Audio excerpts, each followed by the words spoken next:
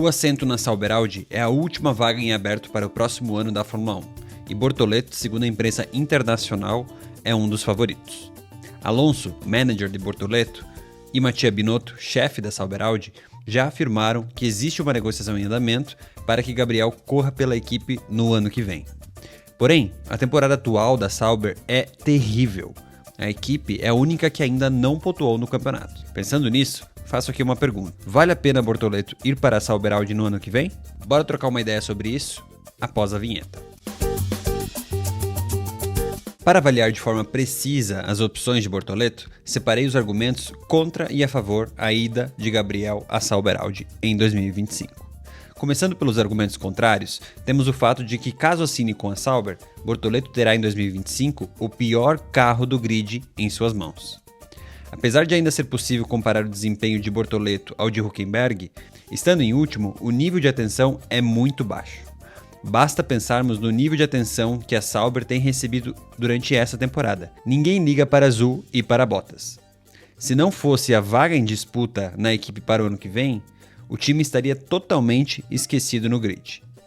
Disputar as últimas posições a temporada toda pode tirar Bortoleto dos holofotes da Fórmula 1 e prejudicar a carreira do brasileiro para o futuro. Outro ponto negativo é sair do programa de pilotos júniores da McLaren. Apesar de ter dois pilotos que não têm expectativa de sair da equipe tão cedo, o mercado de pilotos traz surpresas. Basta pensarmos na ida de Lewis Hamilton para a Ferrari e Sainz para a Williams, definidas esse ano para o ano que vem. Tudo pode acontecer na Fórmula 1. Sair da academia McLaren pode ser uma decisão difícil, pois querendo ou não, atualmente a McLaren é o carro mais rápido do grid. Porém, esse argumento tem um problema. Se a única chance de entrar como principal é em 2026, supondo que Norris ou Piastri saia do time, nesse mesmo ano a McLaren estará de volta à estaca zero. Não há como saber se o carro será rápido ou não, pois a gente sabe que haverá troca no regulamento tanto de motor quanto de chassi. Obviamente, espera-se que o carro da McLaren seja mais veloz que o carro da Haas, por exemplo, pelo nível de investimento e de engenheiros que a McLaren tem. Porém, não há nenhuma garantia disso. Basta a gente lembrar o que aconteceu com a McLaren em 2014 e 2015, quando houve troca de chassi e motores. A equipe que brigava pela ponta caiu para praticamente a última colocação do grid. Outro ponto que joga contra a ida de Bortoleto para a Sauber Audi no ano que vem é Bortoleto ficar fora do mercado de pilotos para a temporada seguinte, em 2026. Caso Bortoleto não vá para a Sauber, Alonso já confirmou que mais equipes desejam contar com o brasileiro a partir de 2026, e assinar com a Sauber agora fecharia essas portas. Talvez esperar um ano com a expectativa de conseguir um assento melhor em 2026 seria melhor do que assinar com uma equipe que definitivamente ocupará a última posição no ano que vem. Porém, vale novamente citar aqui, 2026 é uma grande incógnita, ninguém sabe aonde cada uma das equipes estará. Falando agora dos prós em assinar com a Sauber Audi, o primeiro ponto é o mais óbvio. É melhor estar no grid da Fórmula 1 do que não estar. Apesar de ser possivelmente o pior carro do ano, ainda é muito melhor estar na Fórmula 1 correndo, aparecendo e disputando posições todo final de semana do que ficar o ano inteiro como piloto reserva e não disputar nenhum campeonato em 2025. Tudo indica que Gabriel será campeão ou pelo menos vice-campeão da Fórmula 2 nesse ano. Em sendo campeão, Gabriel seria impedido de correr novamente na Fórmula 2, pela regra da categoria. Se for vice, não vale a pena para Gabriel seguir mais um ano na categoria, pois as chances de ele ter um ano pior do que o ano atual seriam grandes. Ou seja, nos dois cenários, Gabriel não seguirá na Fórmula 2, e isso ele mesmo já comentou. Sendo assim, entre ficar parado como piloto reserva e entrar no pior carro do grid, com possibilidades de surpreender caso o carro evolua, vale muito mais a pena, na minha opinião, entrar na Sauber Audi e disputar a temporada do ano que vem. O segundo ponto a favor da ida de Gabriel é o seu companheiro de equipe. Competir contra um piloto que não é de primeira prateleira, porém tem um nível respeitável na categoria, ou seja, não é nem um Alonso, mas também não é um Stroll, pode ser bom para Gabriel. Nico Hülkenberg é um daqueles pilotos que todo o grid da Fórmula 1 sempre quis ver em um carro capaz de ganhar corridas para ver se ele seria capaz de ser campeão mundial. Porém, Nico nunca teve essa oportunidade. O nível do alemão pode ser comparado ao de Ricciardo, Pérez, Felipe Massa e até Bottas.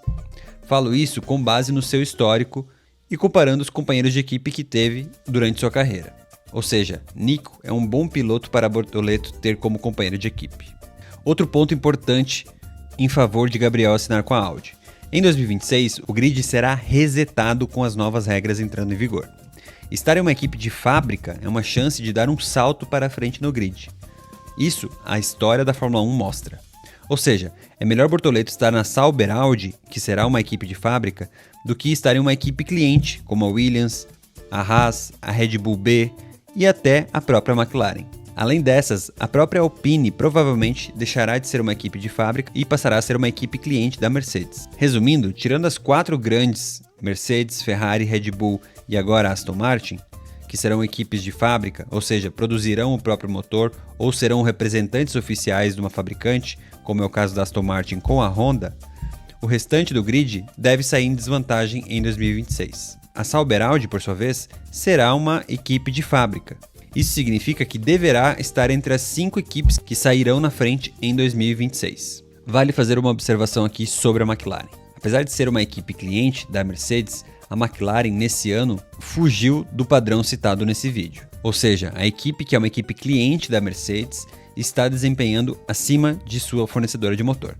Isso é um fato muito raro e não deve ser considerado como regra, porque se olharmos para todos os outros fabricantes e seus clientes, via de regra, os clientes desempenham abaixo dos fabricantes. A McLaren é uma exceção, e é uma exceção em um ano de parceria com a Mercedes, se formos olharmos em perspectiva histórica. Desde que a Mercedes entrou no grid como equipe fabricante, e principalmente desde que houve mudança no motor da Fórmula 1 em 2014, a Mercedes foi extremamente dominante em cima da McLaren, que só conseguiu vencer a Mercedes agora no ano de 2024. E por fim, o último ponto a favor de Bortoleto assinar com a Audi. Em 2025, Gabriel poderá ter uma temporada de estreia sem pressão nenhuma. Considerando que o carro atualmente é o pior do grid e ano que vem começará também como o pior do grid, a expectativa é muito baixa, ou seja, todo mundo irá esperar que ele vai ser o último do grid. Então, caso o Gabriel fique à frente de 2, 3, 4, 5 pilotos, ele já estará superando a expectativa realista de todo mundo. Sendo assim, começar na Sauber Audi com um carro ruim pode ter um lado bom, que é o de não ter pressão, e caso o Gabriel consiga entregar resultados bons em qualificatórias e chegar nos pontos em algumas corridas, provavelmente o grid já considerará que Gabriel está entregando acima da média. Enfim, na minha opinião, os pontos positivos pesam muito mais na balança do que os pontos negativos que citei no vídeo. E para mim, o principal ponto é: quando aparece uma vaga no grid atual da Fórmula 1 que tem apenas 20 carros, você não pode dizer não para ela. Temos um exemplo no Brasil de Felipe Drugovich, que não teve a oportunidade de entrar na categoria por falta de vagas. Seu empresário, Amir Nasser, já comentou que dinheiro não foi o problema para Felipe, porém, lhe faltaram oportunidades de entrar no grid. Tenho certeza que Felipe faria todo o possível para ter a oportunidade de estar no grid da Fórmula 1. Sendo assim, eu, se fosse Gabriel Bortoleto e seus representantes, não pensaria 2 vezes antes de entrar no grid. Como disse, estar na Fórmula 1 disputando corridas é melhor do que não estar, independente de qual equipe você estiver.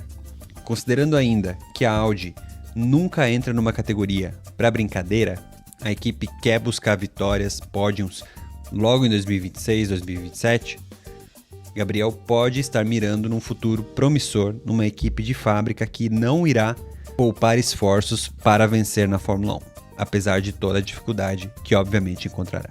Mas e aí, o que você pensa sobre isso?